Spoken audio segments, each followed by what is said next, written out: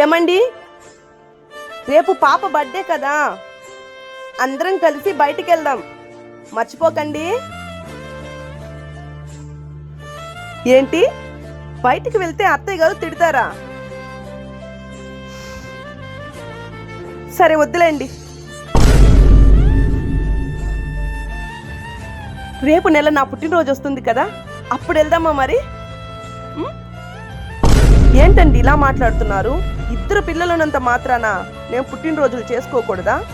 మీతో సంతోషంగా బయట గడపకూడదా? పిల్లలు ఉండడమే కాదండి, వాళ్ళు పెద్ద ఈ పెళ్ళిళ్ళైనా కూడా నా భర్తతో నేను సంతోషంగా గడపాలనే కోరుకుంటున్నాను. అది తప్ప పాపమా?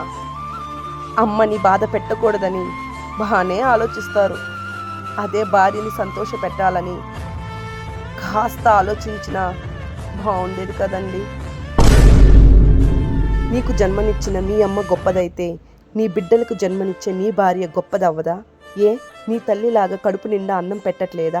కష్టంలో తోడుండట్లేదా? నీ శ్రమని అర్థం చేసుకోవట్లేదా? నిజమే, కన్నె తల్లి ప్రేమ గొప్పది, కానీ కనకుండానే ప్రతి భార్య తన భర్తని మొదటి బిడ్డగా ప్రేమించే నీ సతి నీకు గొప్పగా అనిపించట్లేదా?